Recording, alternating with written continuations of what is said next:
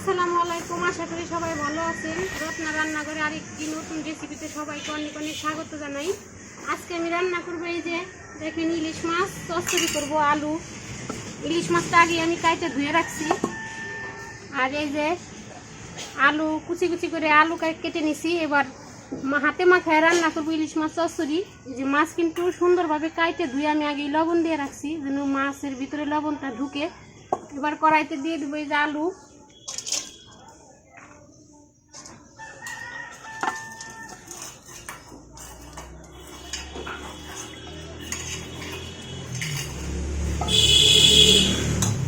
দিয়ে দেবো এই যে পেঁয়াজ কুচি আর কাঁচামরিচ কাইটে রাখা,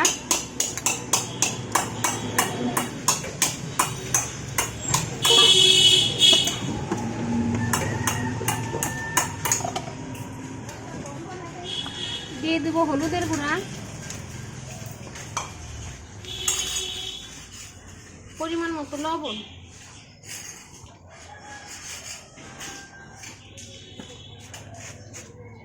এবার হাত দিয়ে খুব ভালোভাবে চটকিয়ে মাখায় নেব।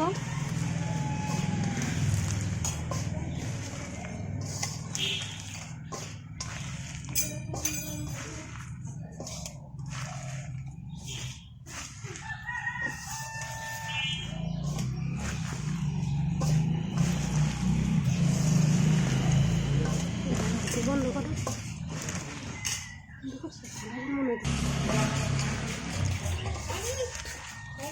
এইভাবে আলু দিয়ে ইলিশ মাছ হাতে মাখিয়ে চচ্চড়ি করলে কিন্তু খুবই মজা লাগে। মানে যারা না খাইছেন তারা বুঝবেন না, বাড়িতে একবার হলেও করে খেয়ে দেখেন, খেতে খুবই ভালো লাগে।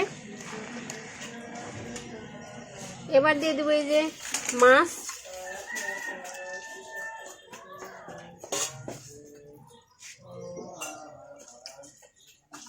মাছের উপরে দিয়ে দেবো তেল,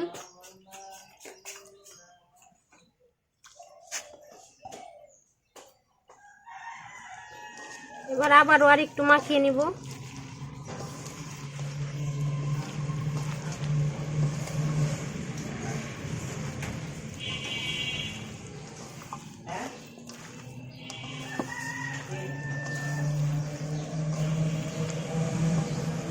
এবার হাত দিয়ে একটু সমান করে দেব।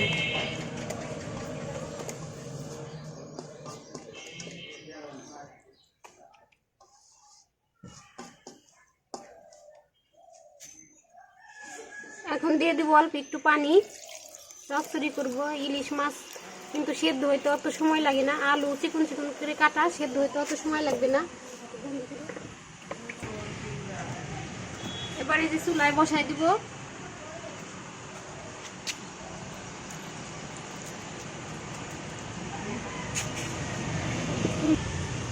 এবার ঢাকনা দিয়ে চাপা দিয়ে ঢেকে দিব।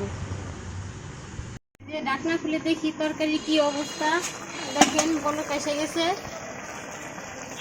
আমার ভিডিও যারা ইউটিউব থেকে দেখতেছেন তারা আপনাদের চ্যানেল রত্না রান্নাঘরটি অবশ্যই সাবস্ক্রাইব করে দিবেন, আর নতুন নতুন রান্নার রেসিপি পেতে পাশের বেল বাটনটি ক্লিক করে দিবেন। আর যারা ফেসবুক থেকে দেখতেছেন তারা অবশ্যই আমার ভিডিও লাইক কমেন্ট শেয়ার করে আমার পাশে থাকবেন।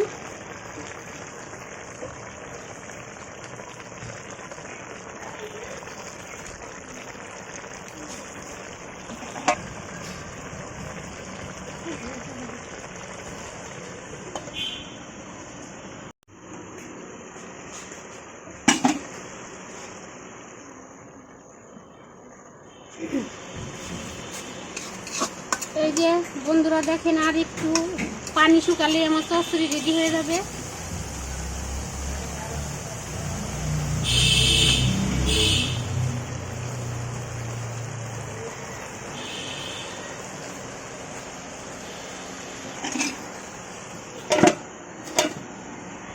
আমি আজকে ইলিশ মাছ আলু দিয়ে চচ্চড়ি করলাম, সেই ভিডিওটাই আপনাদের সাথে শেয়ার করলাম। তার রান্না হয়ে গেছে, চচ্চড়ি কড়াইতে একটু লাগা হইলে বেশি মজা হয়। তো আমার ভিডিও আজকে এ পর্যন্তই, দেখা হবে পরবর্তী ভিডিওতে। ততদিন আপনারা সুস্থ থাকবেন, ভালো থাকবেন, সাবধানে থাকবেন, আর রমজান মাসে সবাই রোজা রাখবেন। আল্লাহ হাফেজ।